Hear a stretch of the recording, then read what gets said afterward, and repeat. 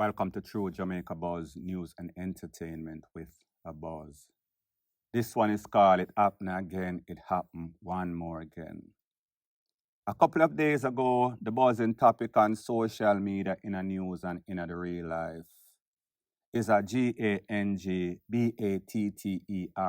of a young girl from a school by at least 5 to 7 other students, so-called student criminal in training. We saw the outrage of people in Jamaica. We heard from the mother, we heard from the father, we heard from the relevant authority how they are going to do everything within their means to make sure that they solve this case and the persons responsible are going to get the full brunt of the law. Well, people, before that one could settle, there's a next incident. This incident is not of any sort of GANGRAPE. This one is of a student from Hopewell High School that is in Hanover getting a royal BEAT down by other students from that same school while they were in their uniform. There's an audio and couple of videos. Because of YouTube's policy, I obviously cannot play it. So therefore, I am going to let you take a listen, take a look to the audio of those videos, 2 videos that are out. Because of YouTube's policy, again, I cannot, should not, will not play it. Take a listen, take a look. Any. Timothy Williams. Any? Timothy Williams. Any.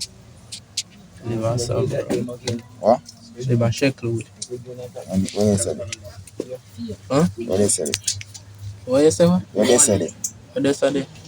Like you take drive go, you go a B and they have to take one sub bus you can come off a Sheffield. You're not for fuck with. Yeah. You're not for fuck with. I remember the name I think. Yeah. You're not for fuck with. Fuck with none of your friend them dog. Yeah. Chana name money on their first box. Chana name money on their first box. Bro. You was a bad man? Ball it. Yeah. Ball it.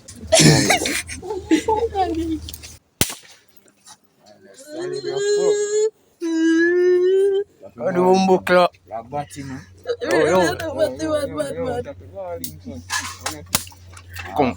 Come, minute. All of you. Yo, watch it now, man. Yo, watch it. Yo, put on here now. Yo, put on here.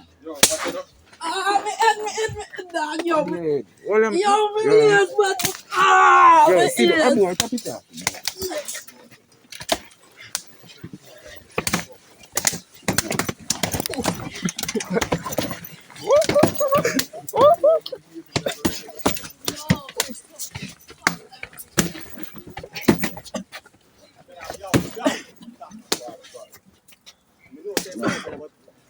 Don't fuck with the one. Don't fuck with the one. Now, people, after carefully listening to both videos that I have, like I said, based on information that I got, this youth was taken from Hopewell High School in Hanover.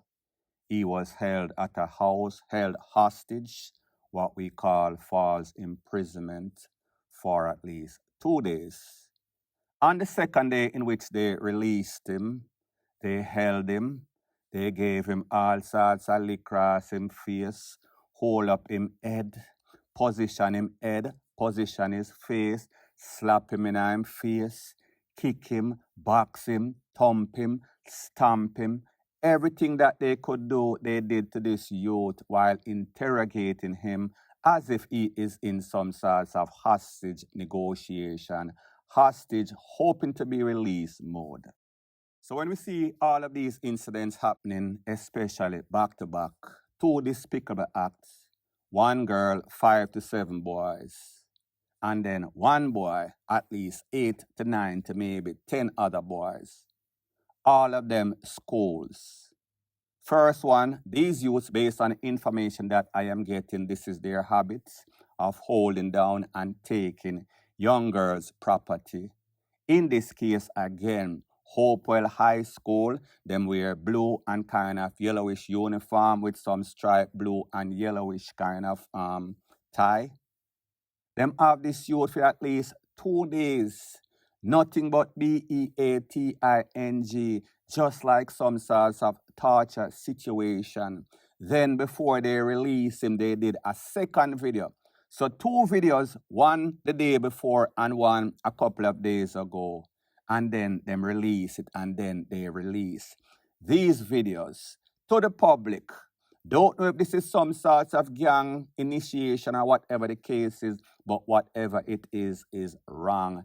DEAD wrong.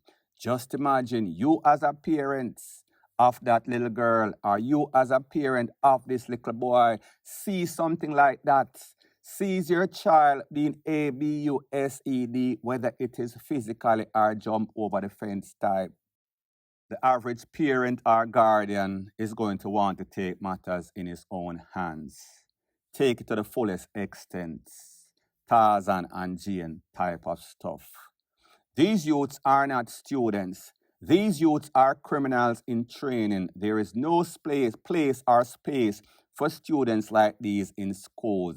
These are gang members. And every time I do a video like this, there's always some sorts of criminal sympathizer that comes out and said, I lick a youth, them can be redeemed. I doubt it very much. Like I've always said, extreme punishment for extreme crime. And this fits the criteria of being extreme. Now, I don't know if it is coincidental, but I find it very ironic that a day after seeing this video, I see the president of the Jamaica Teachers Association came out and he made a bold statement and he said that, listen, we should be concerned. We should be proactive instead of reactive. We've seen too many incidents in which students are getting hurt or even losing their lives. Take a listen, take a look at exactly what he has to say, and then I'll give my piece. We have to understand that it's only a matter of time that one of those bullets may accidentally find themselves into a teacher or a student. We talk about that, we were not intended target. Well, it's little comfort if you accidentally get shot. And so we need to bring resources to bear. And I know that the police have significant issues when it comes on to resources. A judicial system that is not moving fast enough to deal with and the many cases and the backlog of cases that oftentimes allow criminals to be on the roads. We have to move towards addressing this as a country in a serious way. These brazen acts of what I call terror cannot continue. We must move towards ensuring we are able to create safe schools for our children and all our teachers and other members of staff within those facilities. Interventions to address these things may include ensuring that legislation is brought, that anybody that commits a crime in a predetermined distance from a school or on the school campus, the sentence is a lot stricter. So people may think twice because what they see schools are right now is as a soft target.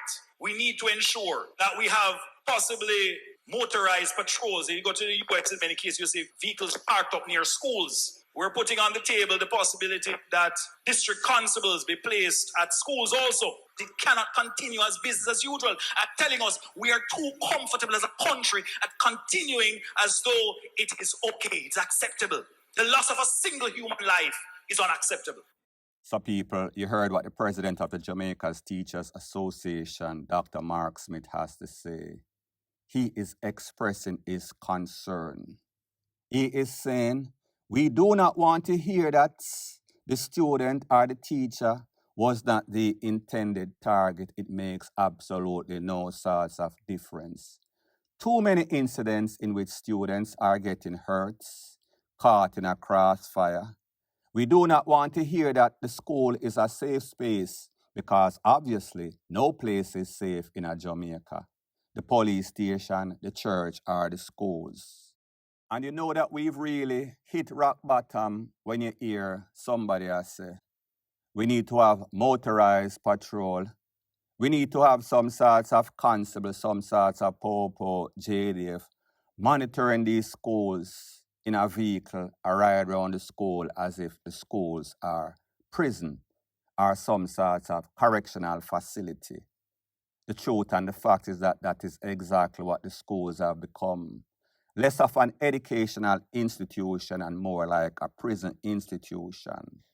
Very importantly, amend these legislation that makes it a harsher crime, harsher punishment for anybody involved in any sorts of crime that is taking place near or on these school compounds. Jamaica has gotten too comfortable. Jamaica, we hear all sorts of prime minister and the relevant authorities coming out and saying, we are going to do this, we are going to do that. But like them say, a promise is always a comfort to a fool. Jamaica has become too reactive instead of proactive. That means putting into place the things that can prevent it. And even if you do, I am not going to guarantee that it is going to be prevented 100%, but at least it could be less stressing on these teachers, parents, and students. Point blank and period.